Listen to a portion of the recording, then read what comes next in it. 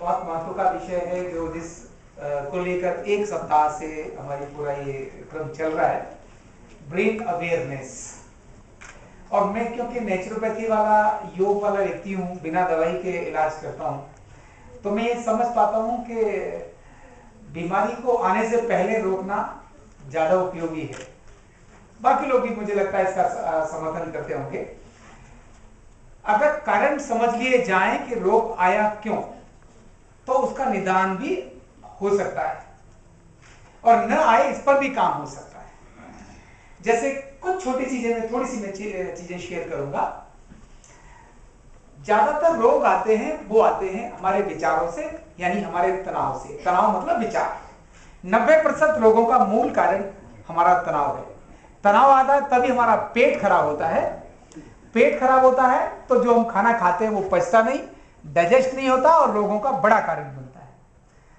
तो एक है विचार और दूसरा है हमारी कुछ रूटीन की आदतें, जैसे खाना खाने के तरीके, पानी पीने के तरीके। यानी छोटी चूक बड़े रोगों का कारण बनती है। कैसे? जैसे खाना खाते हैं ना, तो टीवी देखकर खाना खा रहे होते हैं, घर घर में मोबाइल पर बात कर रहे हैं, खाना खा रहे हैं, अखबार पढ़ रहे हैं, खाना खा रहे हैं, यानी लैपटॉप पर काम कर रहे हैं, खाना खा रहे हैं और भाग भाग में खाना खा रहे हैं। जिस चीज के लिए हम सबसे ज्यादा परिश्रम करते हैं, और वो क्या है? रोटी। यानी किस लिए हम कमा रहे हैं? चलो भाई 2 वक्त की रोटी मिलनी चाहिए, ये सोचकर कमाते हैं, लेकिन रोटी को हम पूरा वैल्यू नहीं देते, टीवी देखते हुए खाना खाते हैं। बड़े रोगों का कारण है, क्योंकि खाना खाते समय केवल खाने पर ध्यान रहना चाहिए। अगर हमारा ध्यान कहीं और हटता है, जैसे भूख लग रही बड़ी तेज, लेकिन अचानक कोई टेंशन की बात आ गई, कोई दुर्घटना हो गई, तो हमारी भूख भाग जाती है। तो हाइड्रोक्लोरिक एसिड प्रॉपर नहीं बनता। अगर मैं साइंस की भाषा में बोलूं तो वो कम बनता है, जो खाने के पाचन में काम आता है, जिसको हम वैदिक भाषा में जठराग्नि बोल देते हैं। तो वो नहीं बनता, इसीलिए खाना ठीक से नहीं पचता और बड़े रोगों का कारण बनता है। क्योंकि 60 साल पहले इतने रोग नहीं थे जितने रोग अब आए। जितने हॉस्पिटल हमने खोले उससे ज्यादा रोगी बढ़े। कारण क्या है? क्या गरीब हुआ देश? नहीं हुआ। क्या गाड़ियां दिल्ली में पहले से कम है? नहीं है। क्या सुविधाएं पहले से कम है? नहीं है। तो रोग क्यों बढ़े? क्यों इतने ज्यादा रोग, मानसिक और शारीरिक रोग बढ़े? तो उसके बड़े कारण नहीं है, छोटे कारण है, जिनमें एक बड़ा कॉमन कारण है टीवी देखते हुए खाना खाना। हर माँ अपने बच्चे को कार्टून लगाकर खाना खिलाने के लिए बड़ी खुश रहती है। वैसे तो बच्चा खाता नहीं, इसीलिए लगा देती है कार्टून, वो खुश हो जाती है, लेकिन ये भी खा लिया, वो भी खा लिया, और बच्चा भी खाता रहता है, कितना खा गया पता नहीं। लेकिन अल्टीमेटली उस बच्चे का सिस्टम खराब होता है, और जब वो बड़ा होता है तो उसको डिमेंशिया जैसे रोग आते हैं, भूलता है, उसको हाइपरटेंशन जैसे रोग आते हैं, डायबिटीज जैसे रोग आते हैं, उसका पेट अलग निकल रहा होता है, आंखों पर मोटे मोटे चश्मे चढ़ गए होते हैं। कुछ और बड़ा कारण नहीं है, उसका पाचन। तो एक बड़ा कारण मैंने बताया। दूसरा एक बड़ा कारण आपको बताता हूं जो कॉमन करते हैं हम, वो है पानी खड़े होकर पीना। आप पुराने लोग भी कहते थे, लेकिन आप जो पढ़े लिखे लोग हैं वो तो 1 मिनट में ऐसे कहते हैं क्या बोल रहे हो, पुरानी बातों को करना। लेकिन नहीं, जो जमीन से जुड़े हुए लोग हैं ना, या जो वैज्ञानिक लोग हैं, वो मैं अपनी बात नहीं कर रहा हूं, मैं विज्ञान के रिसर्च की बात कर रहा हूं। इससे पहले भी मैंने आपको विज्ञान के रिसर्च की बात की। खड़े होकर पानी पीना कितने सारे रोगों को जन्म देता है। गैस का कारण खड़े होकर पानी पीना है। इंटेस्टाइन में डिस्टर्बेंस लाता है खड़े होकर पानी पीना। उसका विज्ञान क्या है? खड़े होकर पानी पीना यानी पानी, प्लेन वाटर, जैसे ही हम लेते हैं और स्टमक में जाता है तो गैस्ट्रोइंटेरिक रिफ्लेक्शंस को इंक्रीज करता है। ये इसका नेचुरल स्वभाव है, प्लेन वाटर। इसलिए लूज मोशन होते ना, तो हम कहते हैं कुछ मिला के दो। क्यों? अगर प्लेन वाटर पिला दिया तो लूज मोशन और हो जाएंगे। हम सब हेल्थ से जुड़े हुए लोग हैं, इसीलिए मैं हेल्थ वाली बात कर रहा हूं।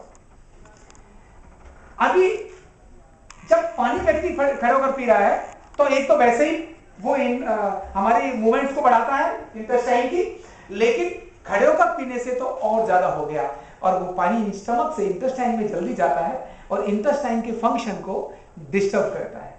ये बात मैंने गंगाराम के एक सीनियर डॉक्टर, उनके साथ बात की। मैंने ये विज्ञान, इस तरह के लोग कहते हैं इसका कोई विज्ञान भी है क्या? न्यूरोसर्जन है। उन्होंने कहा दीक्षित जी बहुत करेक्ट बात बोल रहे हैं, इसका विज्ञान है। ये बात डॉक्टर एच एन अग्रवाल, उन्होंने, मैंने कहा इसको मुझे साइंटिफिकली प्रूव करो, क्योंकि मैं लोगों के पास बात करूंगा तो पकड़ लेंगे मेरी गर्दन कि क्या बोल रहे हो तुम। क्योंकि वैदिक बात को मानना आज के लिए बिना विज्ञान बताए सरल नहीं है। तो इसीलिए बैठकर पानी पीना चाहिए, खड़े होकर नहीं पीना चाहिए, पेट के रोगों का कारण बनता है। तीसरी महत्व की बात बोल रहा हूं, हम ब्रेन अवेयरनेस कार्यक्रम की बात कर रहे हैं और ट्यूमर्स की मेन बात है।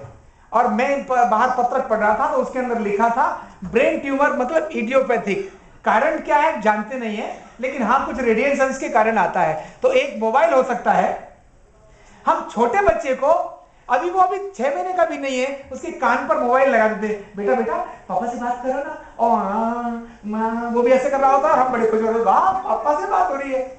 कितना खतरनाक काम कर रहे हैं। 8 साल से कम उम्र के बच्चे का ब्रेन कितना सेंसिटिव होता है ये डॉक्टर्स हम सब जानते हैं। अगर उसका रेडिएशन, और मोबाइल का रेडिएशन कितना खतरनाक है, हॉस्पिटल के बाहर लगा होता है कि यहाँ न्यूरो सर्जरी वाले या उस वाले वार्ड में मोबाइल ले जाना ठीक नहीं है, प्रतिबंधित है। चिड़िया कितनी खत्म हो गई, मधुमक्खियां खत्म हो रही हैं, और हार्ट की डिजीज पैदा करने का बड़ा काम करता है मोबाइल।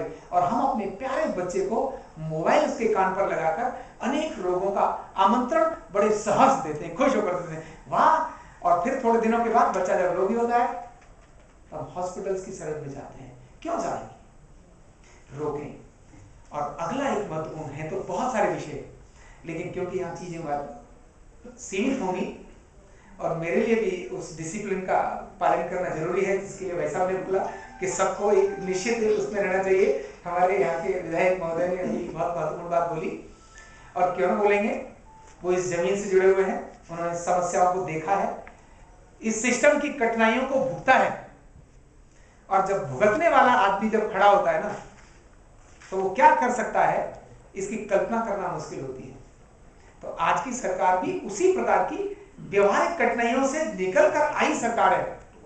मतलब ऐसे कोई ऐसे आकर के नहीं आ गई, हमने ही जो भुगता, हमने जो सफर किया, जिस कल्चर को सफर किया, उस कल्चर का ये परिणाम है। हम सबकी अपनी अंदर की आत्मा जागी कि जो भगवान भी नहीं सोच सकता था वो सब चीजें हो गई। यानी भगवान तो सोच सकता था, लेकिन जो आम आदमी नहीं सोच सकता था वो सब चीजें हो गई और एक जबरदस्त परिवर्तन आया। इसका मतलब है कि हम उन बातों की बात कर रहे हैं जो बेसिक बातें हैं। तो मैं अगली बात बताने वाला था कि वो था एल्यूमिनियम के बर्तनों का प्रयोग। ये जो मैं बात कर रहा हूं ना, आप अपने इंटरनेट पर, गूगल पर सर्च करना। एल्यूमिनियम का प्रयोग बहुत खतरनाक है। और हमारे घर में कुकर, फ्राई पैन, कढ़ाई, दूध गर्म करने का बर्तन, ये सब एल्यूमिनियम के और नॉन स्टिक के। ट्यूमर को पैदा करने का बड़ा कारण है, पूरा डाइजेस्टिव ट्रैक्ट खराब करता है। मैं नहीं बोल रहा हूं, आप इंटरनेट पर सर्च करना, diseases associated with aluminium intoxication, ऐसा डालना, diseases associated with aluminium intoxication. तो जो बातें मैं नहीं बोल पाऊंगा वो सब चीजें उसमें आएंगी, ठीक है। ऐसी तो हम उसकी जगह लोहे के बर्तन का प्रयोग करें, पीतल के बर्तन का प्रयोग करें, स्टील के बर्तन का प्रयोग करें, वो अच्छे हैं। मिट्टी के बर्तन भी हो सकते हैं, जहां संभव हो, जैसे पानी के लिए हो सकते हैं, वो करिए। और आखिरी ब्रेन से संबंधित बात बताऊंगा। विचार में गड़बड़ी आती है।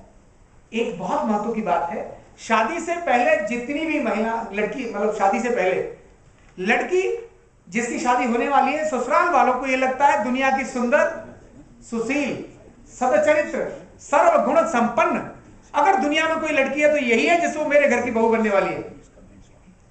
क्या कारण है? 1 साल होने के बाद दुनिया की सबसे निकम्मी, बदसूरत, बदतमीज, बदचलन, ठीक है, डिस्कस करने के बाद, ठीक है, मतलब ये क्या कारण है कि वो बदल गया? लड़की वही थी, घर वही था, रीजन क्या है? सोच बदल गई।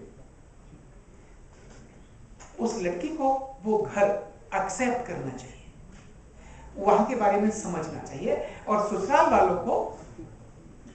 वालों को वो लड़की अभी हमारे घर में नहीं आई है, नहीं जानती, अपने घर की ट्रेनिंग उसको देनी चाहिए। अपने घर की परंपराएं क्या है, हमारी मान्यताएं क्या है, हम अगर उसको दें तो घर में आने वाले अनेक सारे तनाव, depressions, acidity, gas, constipation, migraine, asthma, arthritis सब दूर किए जा सकते हैं। तो ये छोटी बात है लेकिन बड़े रोगों का कारण बनती है। तो मुझे लगता है छोटी सी बात में अपने थोड़े से अपने अनुभव के आधार पर आपके सामने कह सका हूँगा। अगर कोई ठीक न लगी हो तो मैं उससे हृदय से क्षमा मांगूंगा और आप सभी का धन्यवाद करूंगा, डायरेक्टर साहब का और आप पूरे संस्थान का, और भगवान से प्रार्थना भी करूंगा कि आप अपने काम के अंदर एक सफलता और ऊंचाइयों को प्राप्त करें। इतना ही, प्रणाम, नमस्कार।